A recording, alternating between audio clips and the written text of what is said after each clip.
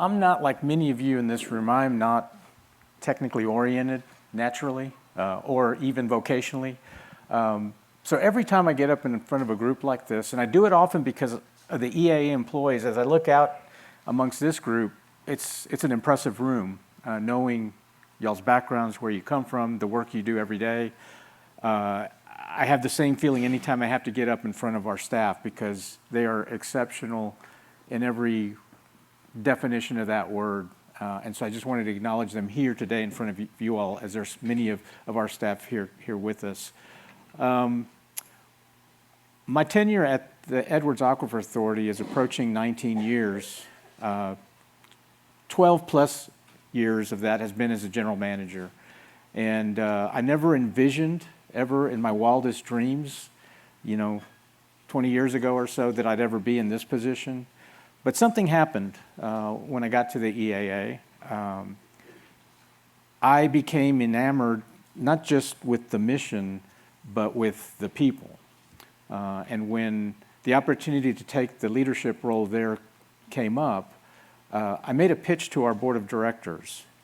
And before I get too far down the road on that, I want to acknowledge one of our former board members, Mr. George Rice, who's here with us. And George, I want to thank you for being here. I want to thank you for the work you did many years ago. And I voted for you. Thank you, George.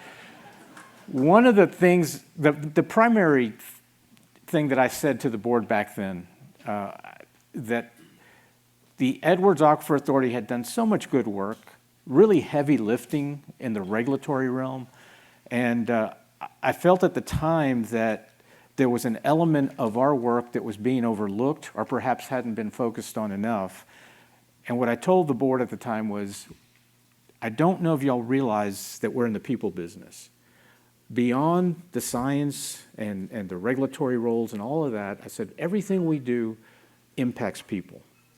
And that hasn't changed. I mean, many of y'all probably see that in your day-to-day world as well, or make that connection. And if you don't make that connection, I would encourage you to be mindful of that and always connect the work to the end result, which is people. What we do is connecting people to the resources that we all work to protect and manage. So as a result of that,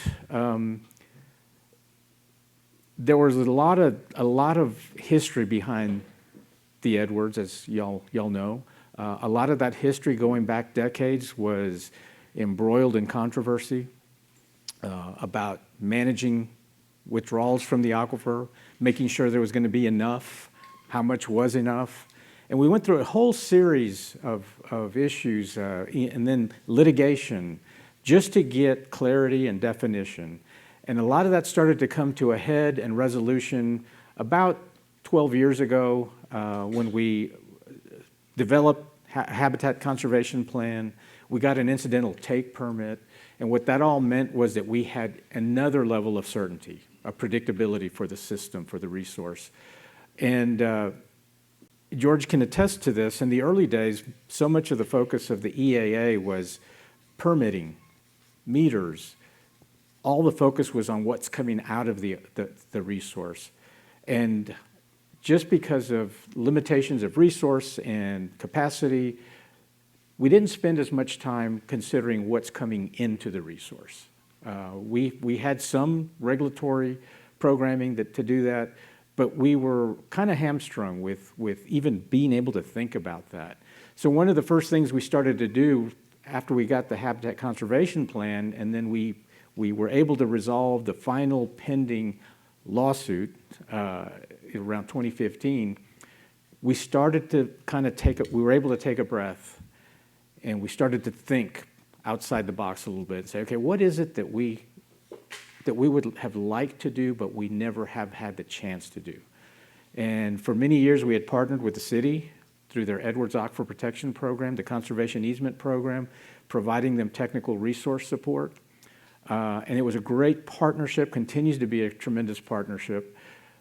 But we thought there's a potential there. There's an opportunity there. We're securing all these properties up on the recharge zone and contributing zone. Is there a chance that maybe we could use that, leverage that in a way that we could actually do what we've always wanted to do?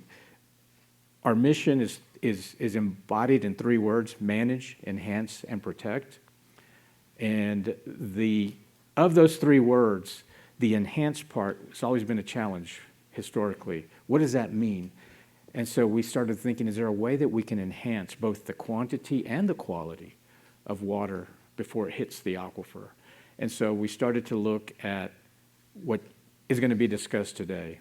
Are the things that we can do in terms of education, in terms of outreach, in terms of actual practices that we could encourage people living in these areas up in the Texas Hill Country and such,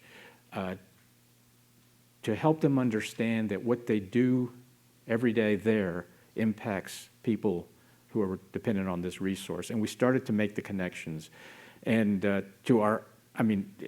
Mark Hamilton, who heads our science group, and we've had discussions and we've admitted to ourselves that there was a time where we didn't even contemplate those sorts of things.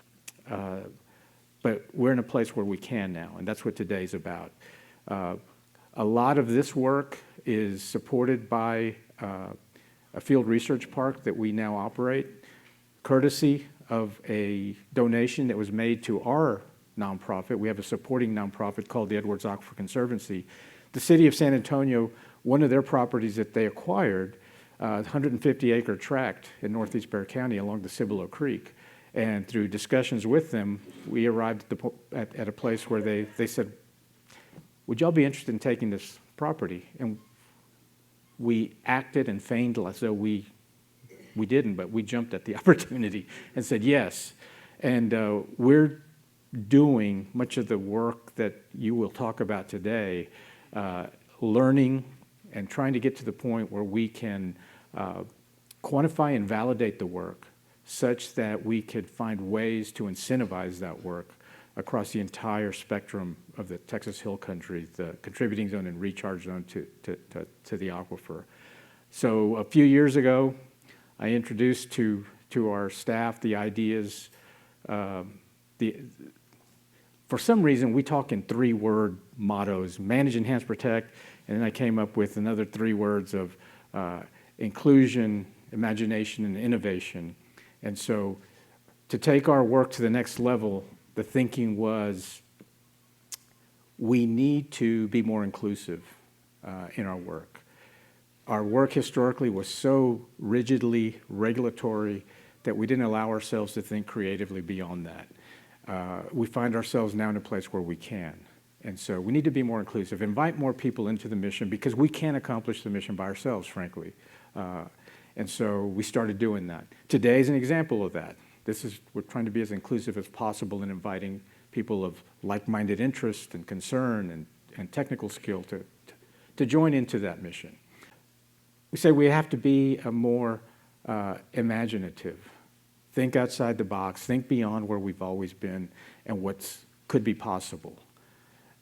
And then once we include people and we start thinking imaginatively, then we can put those practices into place and be more innovative with solutions. And so we started talking about nature-based solutions and such.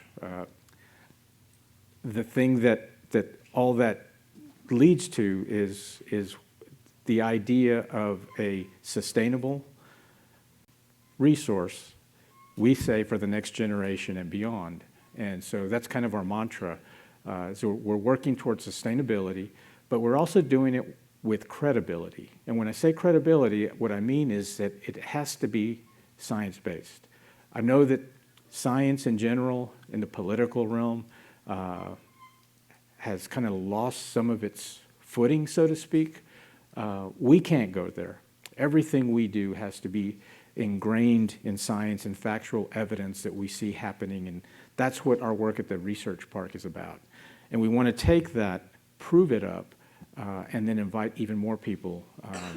The corporate sector, there's opportunities there. We recently were able to engage with the Microsoft Corporation, and they enabled conservation easement in Comal County on a 1,100-acre ranch. And Barbara, glad you're with us. So there's opportunities there. And we have to have a long-term vision of it. It's not going to happen overnight. That's a lesson I've learned in my time at the EAA. We work in the process, and I tell the people that come to work for us oftentimes, if you're coming here for instant gratification, you're not going to find it. We work in legacy building. It's all about legacy. What is the legacy that we'll leave? Well, I think what we're going to talk about today is one of the most tremendous opportunities we've had to build legacy. And so I thank y'all again, and I don't want to take up too much time because there's a lot of people with good information to share with you, but I just wanted to kind of lay the foundation for why we're here, why the EAA is here, and why we invited you to be here with us today. So thank y'all very much. Enjoy the rest of the day.